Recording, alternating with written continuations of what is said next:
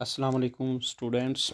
आज हम पढ़ेंगे चैप्टर नंबर 8 क्लास, जो कि पहला चैप्टर का नाम है सेट। तो सबसे पहले हम जाते हैं सेट की तारीफ़ किसको कहते हैं। सेट की तारीफ़ लिखी हुई है, चंद मुख्तलिफ़ और वाज़े अशिया का मजमूआ सेट कहलाता है। ये तारीफ़ थी, और जिन अशिया पर सेट मुश्तमिल होता है वो उस सेट के अरकान या मेंबरान कहलाते हैं।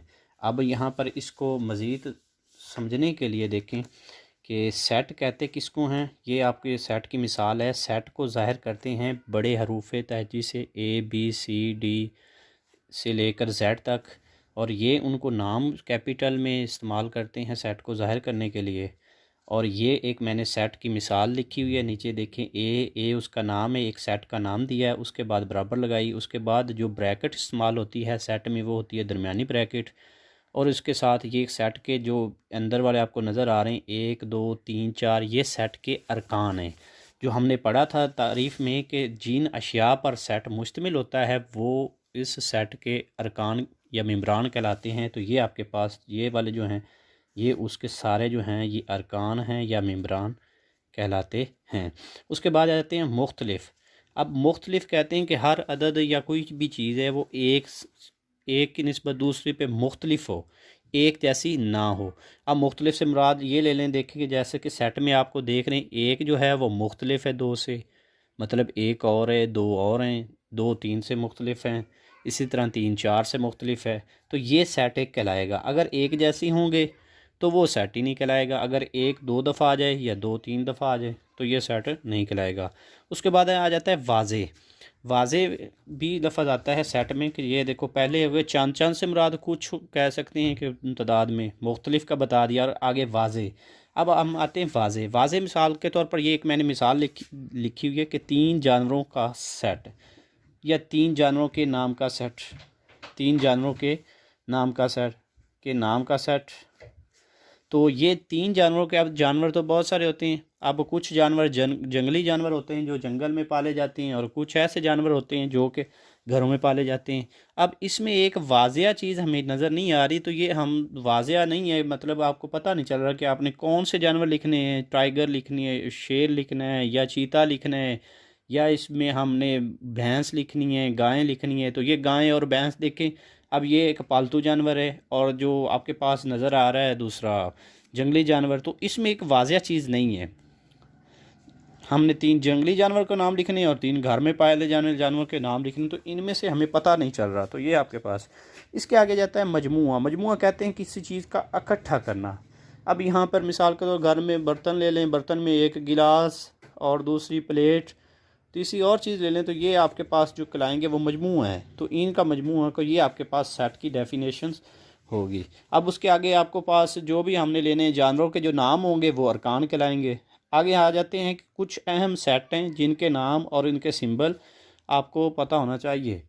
तो पहला जो आपके पास सेट है वो है कुदरती अदाद का सेट। अब कुदरती अदाद के सेट को इंग्लिश में कहते हैं नेचुरल नंबर। ये अगर आपको नज़र आ रहा हो तो नेचुरल नंबर इसको कहते हैं। कुदरती अदाद के सेट को हम नेचुरल नंबर कहते हैं। नेचुरल नंबर कहने की वजह से, अब जो इसको नेचुरल का पहला जो एन होता है वर्ड, इसलिए इसको एन से ज़ाहिर करते हैं।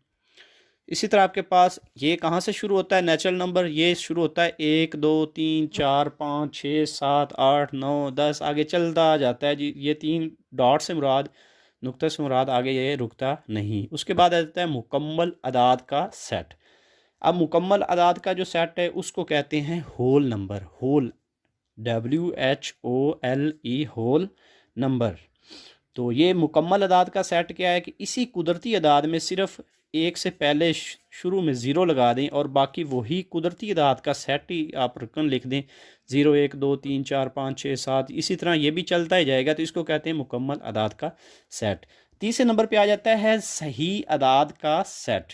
अब सही अदाद के सेट को जेड से ज़ाहिर करते हैं, और ये सही अदाद को इंग्लिश में कहते हैं इंटीजर नंबर्स। तो अब ये इंटीजर नंबर्स क्या होते हैं।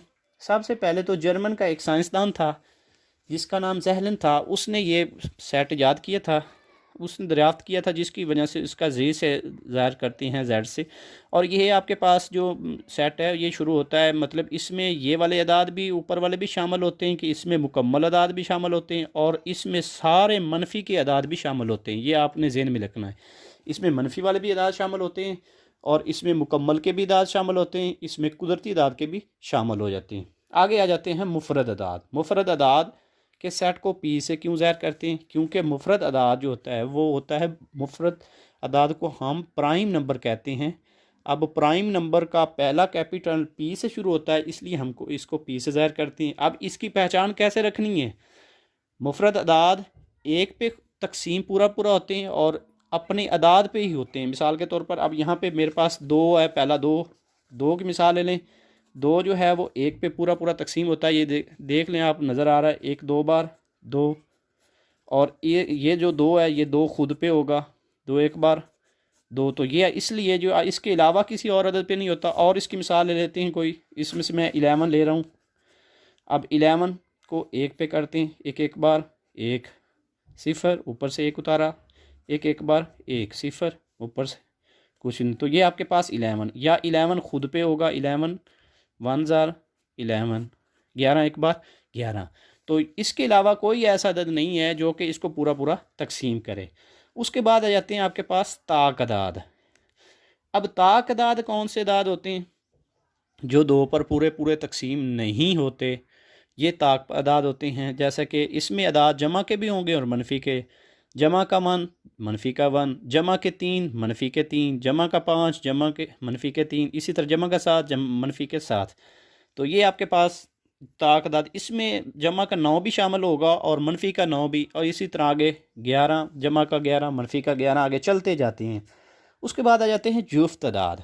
अब जुफ्त अदाद का जो सेट है ये इसको ज़ाहिर हम करते हैं ई से ज़ाहिर करते हैं। ये ओ से क्यों करते हैं? क्योंकि इसको इंग्लिश में ऑड, ताक का बताया नहीं है, ओ को ऑड नंबर कहते हैं, इसलिए ओ से ज़ाहिर करते हैं।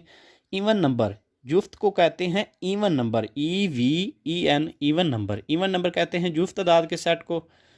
अब ये दो पर पूरे पूरे जो तकसीम होते हैं उसको कहते हैं जुफ्त अदाद का सेट। पहला ही आप अदद ले लेते हैं, ये आपके पास पहला अदद जो है वो है 0। तो 0 को हम 2 पे डिवाइड करके देखते हैं, 2 0 बार 0, तो ये आपके पास जो है 2 को 0 से ज़रब दें तो 0 आएगा, वो जो आपके पास ये पूरा पूरा डिवाइड हो गया है। इसके बाद हम 2 ले लेते हैं, 2 एक बार, तो पूरा पूरा डिवाइड हो गया। तो ये आपके पास जुफ्त अदाद है। इसी तरह आपके पास मनफी अदाद भी इसी तरह 2 पर पूरे पूरे डिवाइड होते हैं। 0, आगे जमा -2, जमा -4, जमा -6, जमा -8, जमा -10, आगे चलते जाते हैं। ये डॉट से मुराद है, आगे ये रुकते नहीं, चलते जाते हैं। आगे आपके पास आ जाता है नातिक अदाद। अब नातिक अदाद को रैशनल नंबर भी कहते हैं। अब यहाँ पे समझने वाली चीज़ है, इसको जो सेट है, सेट को ज़ाहिर करने, सेट को बयान करने के 3 तरीके होते हैं। एक इंदराजी बयानिया और तीसरा होता है तरकीम सेट साज तरीका। तो ये वाला जो लिखी हुई है इसकी स्टेटमेंट, ये तरकीम सेट साज तरीके में लिखी हुई है कि P/Q, जबकि PQ जो हैं वो हिस्सा हैं या रुकन हैं किसके? Z के। Z क्या है? यही आपके पास Z ऊपर जो आपके पास सही अदाद का सेट है उसको ज़ाहिर करते हैं Z से। अब ये Z आपके पास आ रहा है और कह रहे हैं इसका और Q कभी भी सिफर ना हो। वो कहते हैं कि जो P और Q हैं वो आप Z में से कोई भी अदद 2 हो सकते हैं, लेकिन शर्त ये है कि Q जो है उसकी कीमत कभी भी सिफर ना हो। अब मिसाल के तौर पर इसकी मिसाल हम इधर से ले लेते हैं, कोई और ले लेते हैं मिसाल। तो मिसाल के लिए इधर देखें, हम ले लेते हैं, ये 1 ले लेते हैं, ये 2 ले लेते हैं, मनफी के 2। तो ये आपके पास कसर की फॉर्म में लिखा गया है, तो ये मनफी 1/2 ये जो आपके पास आ गया है, ये आपके पास नातिक अदाद आ रहा है। नातिक अदाद को इंग्लिश में रैशनल नंबर कहते हैं। इसको Q से, कैपिटल Q से ज़ाहिर करते हैं। ये थे आपके पास आज के कुछ अहम कुदरती कुछ आपके पास सेट के नाम से हैं जो कि अभी डिटेल से बताएं। इसके बाद आ जाते हैं तहती सेट। अब ये तहती सेट कहते हैं किसको हैं? ये तहती सेट हैं, कहते हैं कि जो आपके पास दिया गया सेट हो, उस सेट के तमाम अरकान जो हैं उनको कोई से भी रुकन जो हैं वो सारे 33 सेट हैं। अब 33 सेट को एक तो इसका फार्मूला याद रखना है कि 33 सेट को ज़ाहिर किस तरह करते हैं और 33 सेट का अगर कितने अरकान हो तो कितना इसका जवाब 33 सेट निकलेंगे। तो 33 सेट निकलने के लिए सबसे पहले खाली सेट जो है, हर 33 सेट का खाली सेट होता है जिसको हम फाई से ज़ाहिर करते हैं। ये इलामत जो है सर्कल लगा के ऊपर काट दें, ये फाई को ज़ाहिर करता है और ये बराबर खाली सेट की होती है। हर एक में 33 सेट खाली सेट होगा। इस सेट के हम 33 सेट लिखने लगे हैं कि पहले उसका खाली सेट, हर एक में खाली सेट लिखेंगे, उसके बाद ए खाली सेट, उसके साथ ए के साथ बी, फिर बी में ब्रैकेट लगा दें, सी में ब्रैकेट लगा दें, फिर आपने दोनों को मिला के ब्रैकेट में लिखना है, फिर पहले और आखिरी पे लिखना है आपने ब्रैकेट लगा के, फिर आपने बी और सी लिखना है, उसके बाद आपने लिखना है इन तीनों का अगर रहता है वो तीनों लिख देना है। तो ये 2 की पावर n, n क्या है? n है किसी भी सेट के रुकन की तादाद। अब जैसा कि देखें इस सेट के कितने अरकान हैं, 1 2 3। तो यहाँ पर आप देखें ये कि 1 2 3 इस सेट के रुकन की तादाद है। तो इसको हम हल करके बताते हैं इसके कितने 33 सेट निकल सकते हैं। 2 की पावर n, अब 2 है, 3 रुकन है, 3 तादाद है n की, तो 2 की ताकत 3, 2 को ख़ुद से 3 दफ़ा ज़रब दे दें, 2 2 बार 4 ज़रब 2, फिर 4 2 बार 8।